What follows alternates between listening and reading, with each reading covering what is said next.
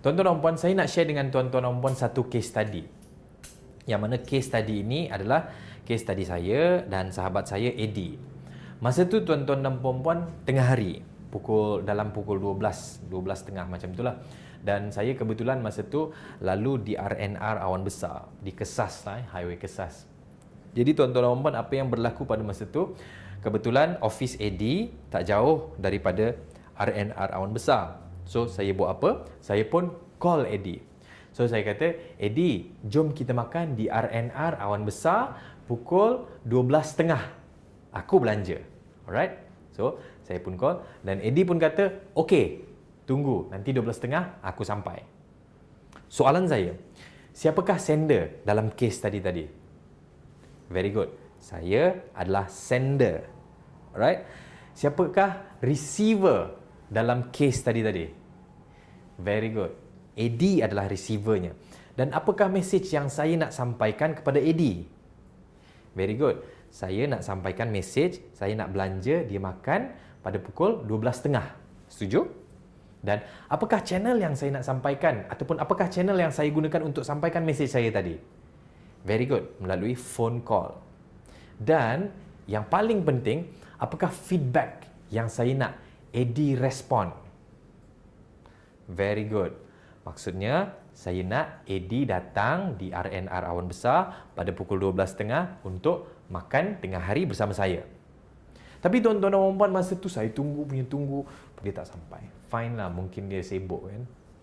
Dan selepas tu, saya tunggu lagi 12.25 tak sampai lagi. 12.30 tak sampai, 12.40 tak sampai, 12.45 tak sampai. So, soalan saya seterusnya, adakah feedback yang saya expect daripada Eddie tadi tercapai? Tak, betul? So, saya buat apa? Saya tukar channel. Sekali lagi tuan-tuan dan puan, sekiranya feedback yang kita nak ataupun respon yang kita nak daripada receiver itu kita tak dapat seperti yang kita expect, kita boleh tukar komponen-komponen lain supaya kita boleh adjust dan kita boleh dapat feedback yang kita nak. So, saya buat apa tuan-tuan dan puan? Masa tu, saya tukar channel.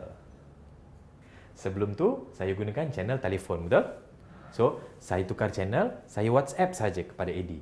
Saya WhatsApp kepada dia, Eddie, kau dekat mana? Aku dah tunggu 12.30. So, dan beberapa minit kemudian, Eddie pun reply, sorry bro, aku terlupa. Dan Alhamdulillah pukul 1 dia datang dan kami pun lunch sama-sama. Dan Alhamdulillah feedback yang saya nak daripada Eddie, which is makan tengah hari sama-sama dengan Eddie, tercapai. Jadi tuan-tuan dan puan, sekiranya anda tidak dapat feedback ataupun respon seperti yang kita nak, so kita buat apa? Kita hanya tukar sahaja komponen-komponen yang berada dalam proses komunikasi. Dan tuan-tuan dan puan, jangan lupa satu perkara. Ini baru 5. Saya nak share dengan tuan-tuan dan puan 6 komponen ataupun 6 elemen dalam proses komunikasi. Yang last sekali dan kadang-kadang kita terlepas pandang adalah noise. Dan noise ini, alright, gangguan-gangguan ini akan mengganggu di keseluruhan proses komunikasi.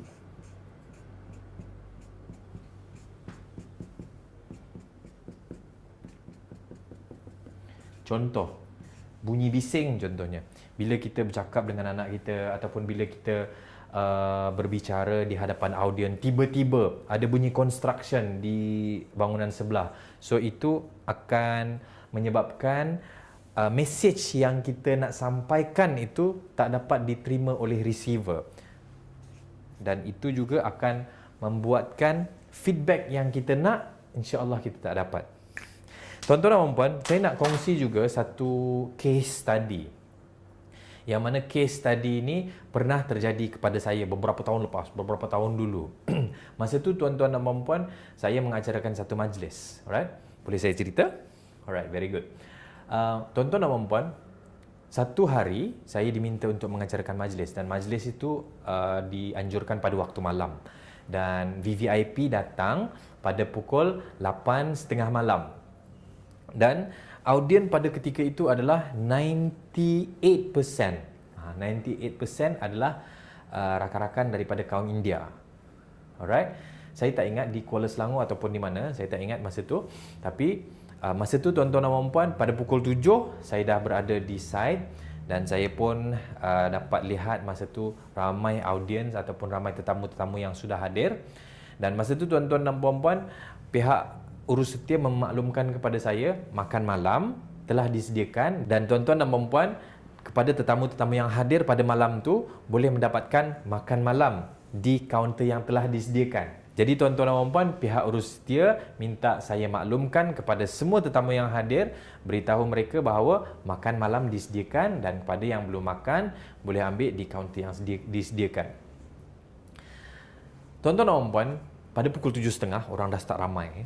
Anda boleh bayangkan kan, audiens dalam 1,000 orang lah masa tu tuan-tuan dan puan. So pentasnya besar, agak besar. So dia ada dalam satu canopy yang besar, mangkitan lah, mangkitan. Jadi tuan-tuan dan puan, di sebelah kiri saya, maksudnya di sebelah kanan audien adalah satu kaunter khas untuk mengambil makanan. Jadi saya buat apa? Pada pukul 7.30 dalam 60% orang datang, mungkin dalam 600 datang. VIP masa tu akan sampai pada pukul 8.30. So, saya buat apa? Saya pun bagi tahu, okey tuan-tuan dan puan-puan, terima kasih kerana datang ke majlis sekian-sekian. Bagi pihak majlis, kami ingin mengalu-alukan ketibaan anda dan kita pun welcome mereka datang. Dan saya kata, okey, kepada yang belum makan, anda boleh dapatkan makan malam di kemah sebelah kanan anda, which is di sebelah kiri saya, dan selepas makan, anda boleh kembali semula ke kemah utama untuk menunggu ketibaan VVIP. Tuan-tuan dan puan-puan, apa yang berlaku? Tak ada apa yang berlaku. Semua orang duduk, relax, cool. Semua orang diam. Okey, saya pun kata, mungkin dia orang dah makan kot. So, saya buat apa? 7.30. 7.45, saya pun naik pentas lagi. So, saya kata, okey, kepada yang baru tiba, terima kasih kerana datang ke majlis sekian-sekian. Bagi pihak majlis, kami ingin mengalu-alukan ketibaan anda. Dan kepada semua pengunjung-pengunjung ataupun tetamu-tetamu yang hadir yang ingin menikmati makan malam, anda boleh ke kemah sebelah kiri saya ataupun di kemah sebelah kanan tuan-tuan dan puan-puan. Saya tunjuk macam ni. Right? Dan anda boleh mengambil makanan yang telah disediakan oleh urus setia. Dan apa jadi tuan-tuan dan puan-puan? Audien semua tak bergerak.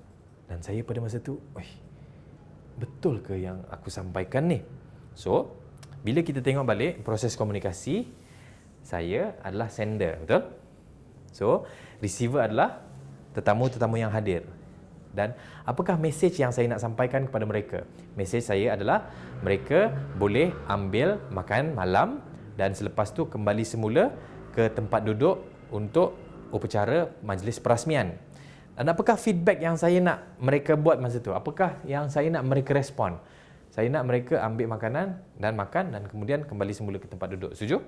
Tapi tidak ada yang berlaku tuan-tuan dan puan. Jadi saya buat apa? Since saya faham proses ini berlaku, saya cuba tukar message. Message tadi, mungkin percakapan saya tadi terlalu laju. So, saya buat apa? Pukul 8 malam, saya buat announcement sekali lagi. So, saya kata, tuan-tuan dan puan-puan, kepada yang nak menikmati makan malam, anda boleh ke kemah di sebelah kiri saya ataupun di sebelah kanan tuan-tuan dan puan-puan dan menikmati makanan yang telah disediakan oleh urus setia. Tapi tuan-tuan dan puan, setelah saya tukar mesej itu kepada pacing ataupun sebutan yang lebih sebutir-sebutir, nampaknya feedback yang saya terima juga tidak seperti yang saya nak. Dan masa tu tuan-tuan dan puan-puan, kebetulan saya ditugaskan bersama ataupun berpasangan dengan Udaya. Udaya ni adalah DJ untuk THR Raga. So saya bagi tahu dekat dia, Udaya, boleh tak bagi tahu kepada semua peserta kita ada sediakan makan dan makan tu di sebelah kiri kemah ataupun di sebelah kanan mereka, dan selepas sahaja diorang makan, diorang boleh kembali semula ke tempat duduk. So Udaya buat apa? Udaya pun sampaikan mesej yang sama tapi bahasa yang berbeza, iaitu bahasa Tamil. Dan kemudian selepas sahaja dia menyampaikan mesej itu dalam bahasa Tamil, orang pun semua berduyun-duyun pergi makan, dan habis sahaja diorang makan, diorang pun balik semula ke tempat asal ataupun ke kemah utama. Poin saya adalah, tuan-tuan dan puan, sekiranya kita tidak dapat feedback ataupun respon seperti yang kita nak, kita boleh tukar message kita.